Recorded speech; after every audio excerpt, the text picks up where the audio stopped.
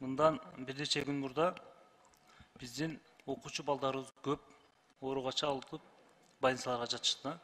Ошол боюнча сиз маалымат бериңизчи. Ошол көбүп жатканда сиздер билим берүү министрлигине эскертүү бердиңиздерби? Ушундай окуучу балдар бизге көп түшүп жатат, мектепти жапкыла же болбосо чараны көргүлө деп. Же андай болбодубу?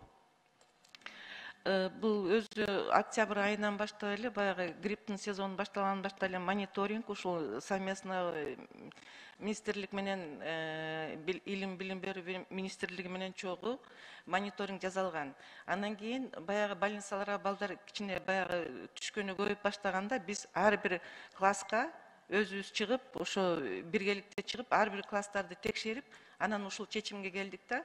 Сиздер мына балдарды көрүп турасыңар да азыркы күндөчү ооруп калып, кайра мектепке барып, башкаларына жуктуруп, сакайган деле кайрадан ооруп калып атат да.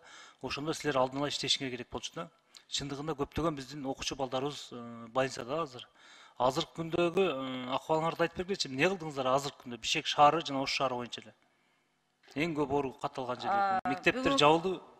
Бүгүнкү күндө Ош шаарында 10 мектеп, Бишкек шаарында 40 мектеп жабылды.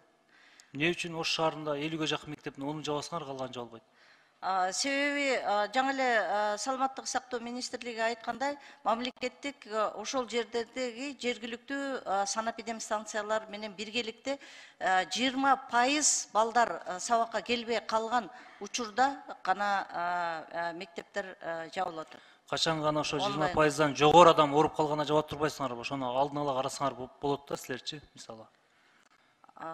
Бул биргеликте иш алып барылат. Биз өз алдыбызча мындай көрсөтмөнүн жана критический бир отметка ошол 20% ошондо башкы алды. Азыркы күндө биздин окуучу балдарыбыз ооруп больницага жатып, мектептер жабылганына силер себепкерсиңер.